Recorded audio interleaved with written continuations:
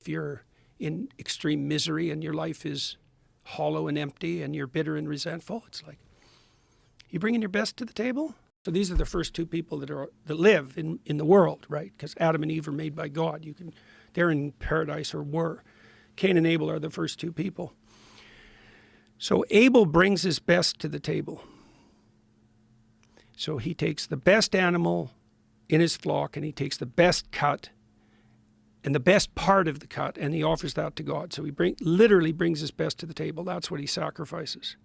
And Cain doesn't. So Cain's sacrifices are rejected by God. And God tells him, if you brought your best to the table, you'd be accepted.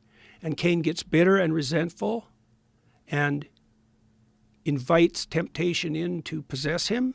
So that spirit of resentment possesses him, and then he becomes murderous. He kills his brother, and his descendants become genocidal, and then you have the flood.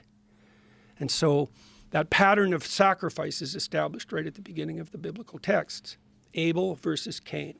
Abel brings the best to the table, and that satisfies God. So one question. God actually asks Cain this when Cain complains.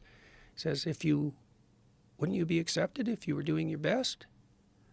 And so that's a question of conscience, right? If you're in extreme misery and your life is hollow and empty and you're bitter and resentful, it's like, you bringing your best to the table?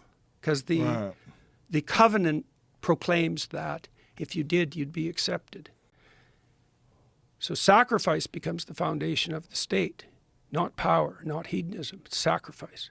And then that motif is played out through the whole Bible, and that's what culminates in the New Testament, right? Total sacrifice as the foundation of the community. But the weird thing is, we put that symbol at the center of our churches and at the centers of our towns for 2,000 years, not really knowing why. And the reason is that voluntary self-sacrifice is the foundation of the integrated psyche and the stable, productive, and abundant community. And that's right. It's right. And so, well, it's been exciting to have the opportunity over the last 9 months to go talk to people about that, because I've talked to about 150,000 people, I guess, public lectures.